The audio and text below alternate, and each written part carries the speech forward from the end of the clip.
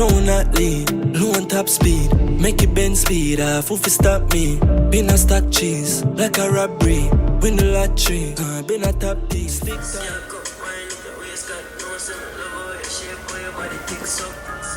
Cross the casino till I run to my beer. I got money if I never kiss go. Spread past, I come like our style. What you come boom, side,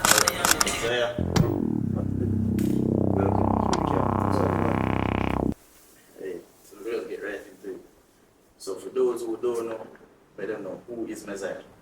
So, I'm Mxssivh. I'm a producer / artist. I also have a label under the name of OuttaDoorRecords. I've been doing it for the last maybe 12 years. I produce dancehall, trap. I've worked with Cartel, Squash, Intense, Manchiri, everybody in the majority of the dancehall industry. And I'm a platinum and billboard producer. It's a catalog large. Yeah, years now. Been doing it for a while. Yes, yes, 12 years. Yeah, about it. So when the journey really begin? I mean, I was playing piano from a kid, and I kind of did like, I found that I liked the beats more than songs, like the lyrics even per se at one point. And I started to dabble in it, and originally I did start with trap, so I never really went into dance until like later, I've probably been doing dance for like 6 years. So you really just started trap international sound? Yeah, so the first person I think I worked with at the time, I worked with a youth named Barlow. That's on a Glogan, Chief Keef's record label. Work with him, work with Famous Dex, and I worked with Young Band. So those are my first 3 like kickstarters. So those would have been my beginning stuff I used was kind of kickstart the race. Yeah? I started them there, OuttaJA. Yeah, living out of JA, shit. Alright, so can you give me a little bit of background, like education, where you're from, parish, that's it. So, come from St. James, Montego Bay. I went to North, because I went to majority private schools, but we did go Heinz Munich, we go Astor, to our next private school when the end of lockdown, lockdown that school, then the last year in our high school was Hillel. Yeah. Last like 6 months I did in Hillel, just to get to yeah. When I was on people say it's like second person in school. Yeah, no man, but I didn't even school laptop and we make a laptop. But then I could be in trouble there. I mean, me I one good kid in there, but you see the people over there right now, they just love the foolishness dog, and people it reaches the point where nobody now really learns nice. Do know where kind of so everybody left school short up. So I really just one of them saying like man I go bankrupt people that do. Oh, they're good man. They're good man. Alright, so back to your career now. So where this is a turning point, like somewhere you can look back and say, yo, I really this change or define me so. I mean, to define my sound in dancehall especially, I would say My Letter to You. That was like my first or second, no, that was like my second or third dancehall. And I built it off of the point of not even really knowing what to do. Like the regular dancehall at the time, you get me? So doing it and then seeing the success out of it, like I was like, it's crazy, you see me? And I realized that to this day, everybody had do the same song. Like, if it wasn't for that rhythm, nobody would have been doing that whole pain sound in dancehall. A little melodic. Yeah, like abusing the piano them, adding certain things them, the little clap sound that was like that changed the whole ball game. From then, bro, everybody had it. So that was definitely a turning point as for the sound. As for life itself, I'd either say when I got my first platinum plaque or when I got the billboard plaque. Yeah, those were like 2 moments that I was like, shit, this is really like crazy. Like, yeah, do it. Yeah, and then when I started to realize that, yo, I didn't even have to really, like I was making money off of my music.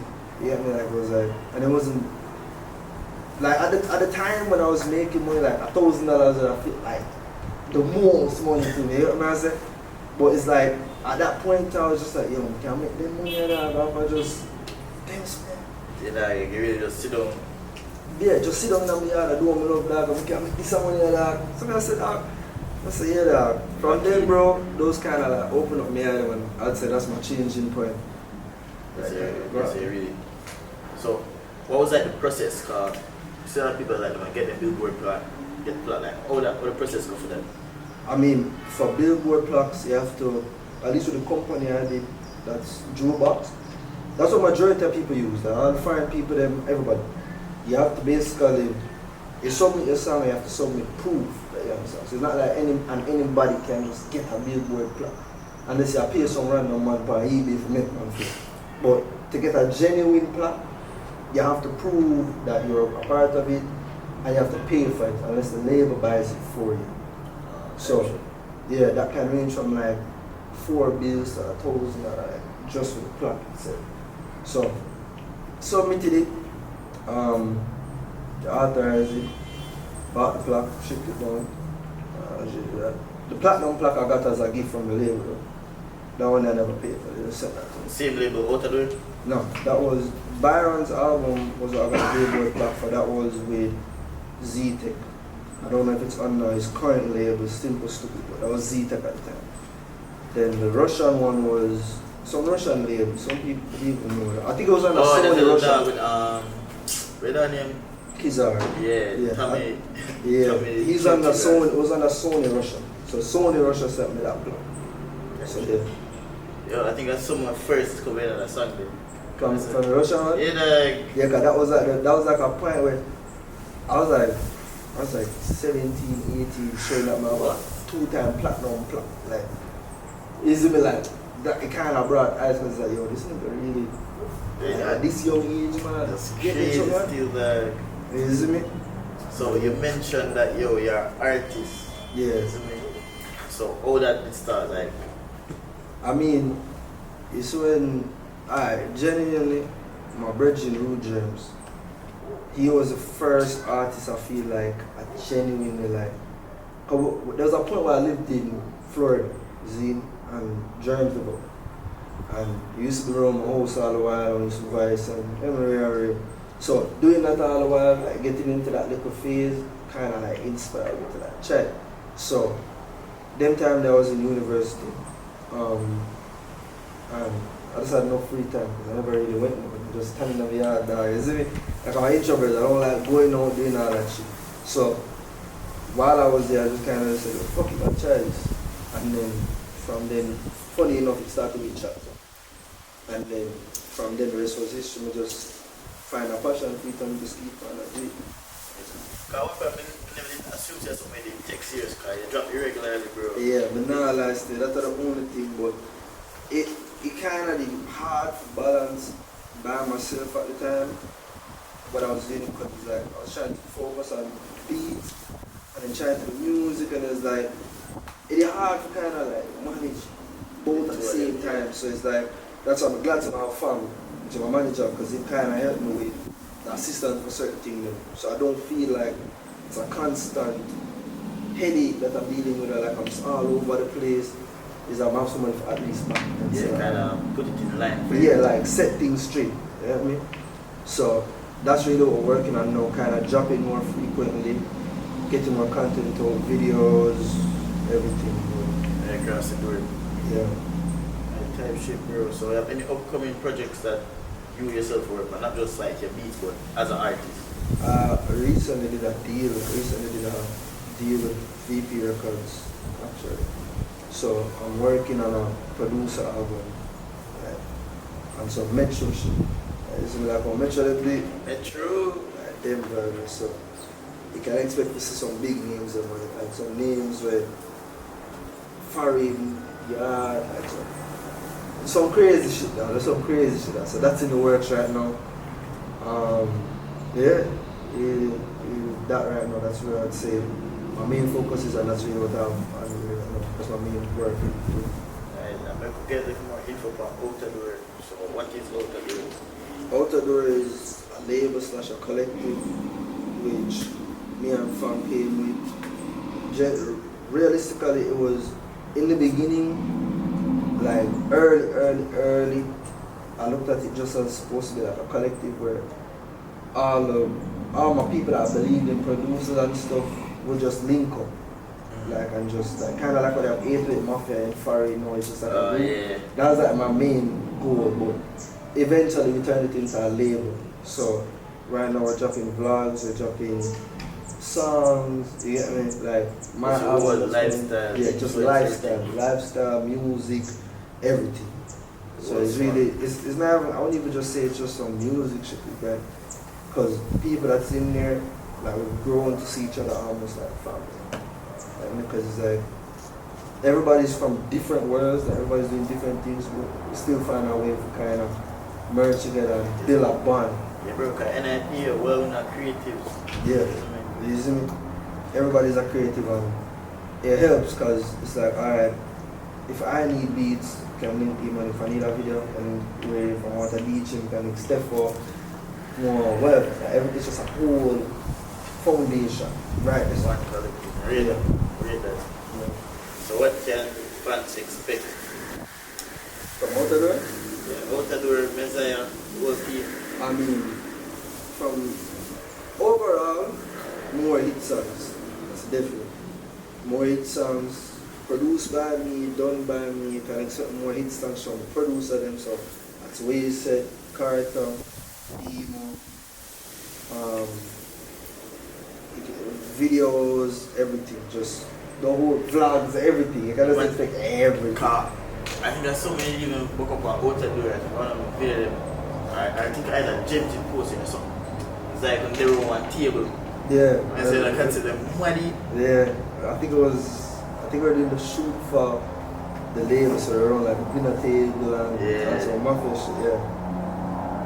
Like vision, man. The concept, everything went on, bro. So just continue to believe. And then final question, where we really see music going in terms of like Jamaican sound, and where is it evolving? Is there a case where the trap will lose, hold on to come back? I feel like, to be honest, I'm seeing now, I don't feel like the trap is going to lose. I feel like people are going to try to start finding ways to bring that old sound back into the trap, if it makes sense. Because I've been seeing people even chop up some old sound, put up some old dancehall song, and I flip them and I'll chat to it.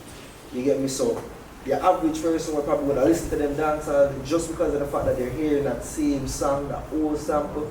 Yeah. Them I love it. Because them I say, oh yeah, chop up. You know, hear that song when I what? You know what I'm saying? So who said that? SVM with Boom Bye Bye. Alright. So that's what I said. Everybody's just kinda, they're adding new ways, and that's just lyrics. Imagine now when the producer chop up the actual song there and I do it. So we can expect that from Isaiah. You can expect everything from me, my collective. Cause one thing going now, no boundaries. So when it comes to this work thing, bro, when it comes to music, bro, no matter what you can do, you can never be. This shit's made to just experiment. You're supposed to experiment, try new shit. I don't ever like to stick to one specific song. So that's my answer. I feel like dancehall is always going to be dancehall. It's always going to have its strength. But as for trap dying out, I don't think so. I feel like people are going to find ways to kind of make it work more and probably appeal to certain other audiences that don't really like how it's moving right now. That was like tapping and they probably find a way to make it work for them. Everybody can say, alright, we love that song and want to hear it. But keep in mind, not everybody go love the song. Not everybody's supposed to love it. It's like, me can tell you say rate future music, but you don't have to tell me say rate future music. So there's always gonna be people where don't like it. So you get me? There's a focus on the one we do. Yes, I make it for them. Yeah, make it for them. Yeah. If you love it, you do it. Do what you love. That is the biggest. If you love it, you do that. If you like it, do it. Simple. It's crazy still. Yeah. Because the price sound so simple, bro. But we actually say your speed facts right there, so whenever people kind of get lost in them craft, when I try to please everybody. I feel like, especially in dancehall right now, a lot of reasons why people quote unquote say it stands still or now progress is because people aren't doing what they love no more. So everybody's trying to do what they think will get a hype. They must alright, people do this, we get a hype. You say, yo, I say this and say that and do this and go get a forward. Yeah, but get a forward. It's like at the end of the day, bro, did you really even want to do it? Did you like doing this? Like, bro, like, people not do what they love, bro. Like, there's a few people who can see artists rise and say, oh, I know that man you do the shit with them love it, bro. I mean, I guess it kind of shows in our music too. It does. Like craft. Cause me can tell by your work and Cart and Demo, definitely love where that bro. You see, even craft is artists, I know say, him a do what him love. You not just do Music. Yeah, I do because yeah, yo, if this is what this go get me sorry, this will make me biggest artist in the yard. Him a do what him love. You realize the man they have a sound, that is the sound, and man not change that. Bro, ideation. So I'm not sure that a craft, so craft is not just doing this shit for just a Same little, artist. for a little million YouTube views and then not have another one after that. And we have a beat for just catalog, man. yeah, I do what I love and people are believing it and that is why you see craft is what it is. You know what I'm saying? So Right, bro. So what advice would I give to upcoming producers? Is when people look up to you? Well, that's a believe in yourself. Definitely believe in yourself. Because a lot of people, and you have to be patient, a lot of people don't realize that Rome never building on one thing. So, if you get up today and say I'm not ready, man, it don't work out, you do it for a week, it don't work out, did 2 weeks, it don't work out, and you give up, it's me, I put myself shot, and everything just go be easy, bro. You have to believe in yourself and do what you love. Do what you love to do, and don't follow nobody. No matter what, the main reason why a lot of producers and artists are so far is because they found their own sound. Where if you hear it, you can, example, when you listen to my reading, you listen to Carter, you can say, Mxssivh, Carter. Yeah, man, even without the title. Yeah, you know the sound. Find your sound, establish it a way where you can also build it with your brand, and you get me, love what you do, and work hard, don't stop, bro. Music is not an easy something I have to work. It's not no 9 to 5, you have to work 25 to 8. Right, true. Yeah, bro, you have to be a student in the game now. Don't ever feel like you know it, be a student. Bigger than all of you. Steady, man. Solid advice, bro. So big up Move, big up Fiwicampus. Yeah. Big up Fiwicampus, big up OuttaDoor. Big up everybody in OuttaDoor. Big up my manager Fang, big up Blackwood. Why? Isn't that Chris? Yeah, that. You see? Family, God especially. Yeah. Sorry, man. Good search, bro. Yeah. Crown not lead, low on top speed. Make it bend speed, foof stop me. Pin a stack cheese, like a robbery. Win the lottery.